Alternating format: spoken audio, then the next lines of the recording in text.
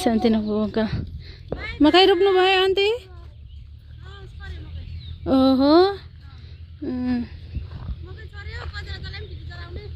Kata?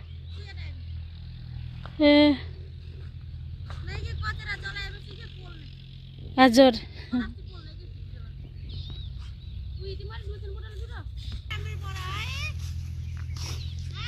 Paldinan diha.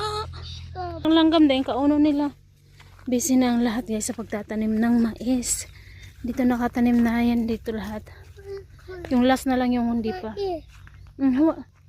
Tsaka si auntie nakatanim na din siya. Diyan nagtatanim din sila. Yung kapitbahay din namin. And actually, yung mga biyanan ko ay nagpapabungkal sila doon sa harap ng bahay.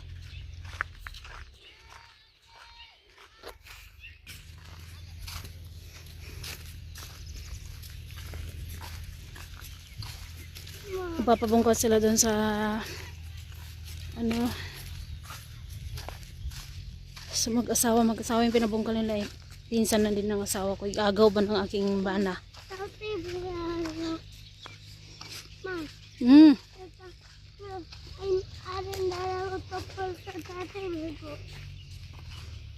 Nagsanilas lang yan siya. Ayun yung magsapatos daw kasi daw pag pupunta daw siya ng CR, wala daw sanilas, mabasa daw yung ano niya, paa niya. Uy. Guys, time check dito sa Nepal 11:13. So ayan. So dito na naman tayo sa school ni RJ guys. Kahapon hindi ako dito nagtambay kahapon kasi kahapon nagpahinga ako. Tapos kahapon ng hapon, alas 4 or mga alas 5 mga ganun, naglaba ako hanggang mag alas 9 naman ata yun ng gabi. So, hindi ko rin naman siya natapos lahat guys. May yung mga bag at saka yung mga ano ganina dahil naligo yung mga bata. Ayun. Umiiyak pa rin naman si RJ pero hindi na kaya nung dati na matagal siyang huminto sa pag-iyak niya ba. Iiyak lang siya saglit, may ilang minuto lang, tapos titignan niya ako dito sa may gate. Pag nakita niya ako, kasi ano yan siya, gaganyan na yan siya. Kasi gumaganyan ako sa kanya pag sumilip siya dito sa gate eh. Yan pala yung bahay ni Uncle. Yan yung white na yun, yung tricycle na to. Ito yung sinakyan namin ni Manang.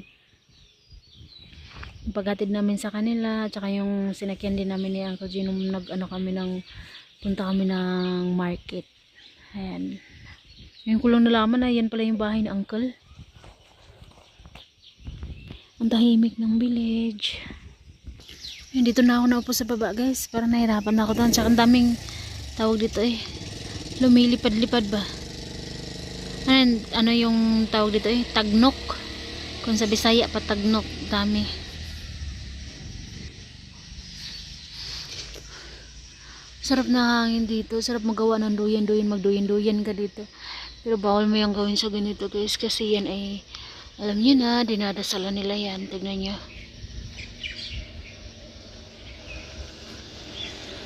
Ayan o, nasilip na naman siya o. Hindi ko na lang siya sinuotan ng uniform guys. Kasi, ang init-init. Igang, tapos si RJ mabilis siyang bungang araw ba. Ay guys, ayun, uwi na ako guys. Kanina pa ako dito nag-aabang. Sinabihan na ako ng teacher ni RJ na uwi na daw ako. Kanina doon ako nag-uupo sa labas. Sa labas lang, yung may puno lang.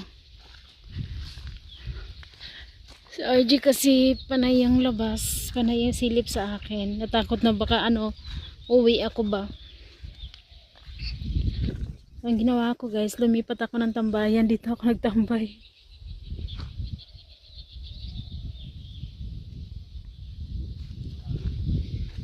Sino yun?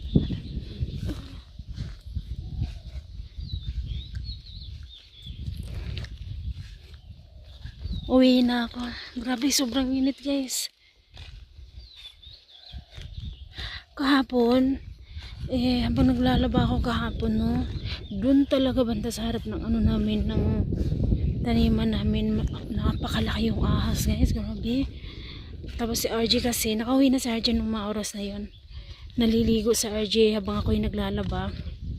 Nung nakita, buti na lang talaga, buti na lang ho talaga ay, ano, napansin ko yung ahas. Kasi sobrang laki niya talaga, guys. Hindi siya kahabaan pero napaka ano niya, tabahan niya, sobrang laki. Kaya yung ginawa ko, tumuyo kagad ako, napahawak ako kay RJ kasi papasok nga kami sa loob. Tapos siguro napansin kami ng ahas. Napansin niya na may tao. Kaya lumiko siya ng daanan, pumunta siya doon sa may ano, padaan siya doon sa may balon. Siguro tumawid na papunta doon sa may kakahuyan na husto yung banda sa may pabuyan. Hindi talaga siya mawala sa isip ko, guys, kasi sobrang laki nun. Saka alam nyo yung mga bata lalabas-labas pumunta sa kapitbahay, hindi ko talaga binagala yung mga bata kahapon kasi natakot ako sa ahas, grabe.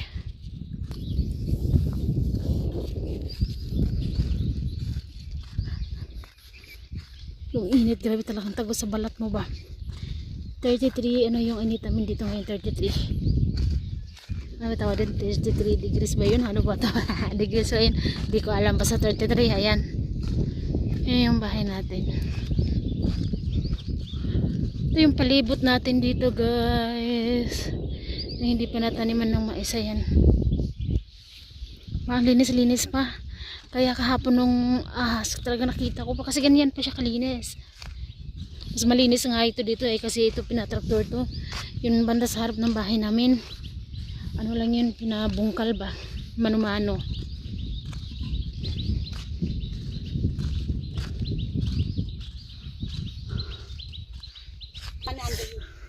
Naglaba ako, yan. Ayan. Ito. Tapos ayan. Oh, diba? Grabe yung nilabahan ko dahil kagabi. Ayan. Ito yung mga sinuot ko pa nung nagpunta kami sa ano, pagsando namin kami lang doon sa Kathmandu. Ayan. Nalaglag na nga yung isa, oh. Ayan. Tapos ito kahapon, guys, ginupitan ko na rin itong halaman na to. Ayan. Tapos lutin ko yung nahulog.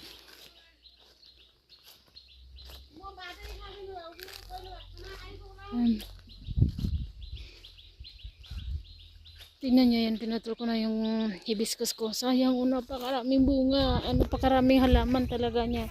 Halaman na nga, marami pang halaman. Napakaraming bulaklak, baga. Nalaglag na yung isang short pa ni Ayman doon banda, oh. Yan ay kailangan ko pang lumibot dun sa loob, saka ko yan makuha.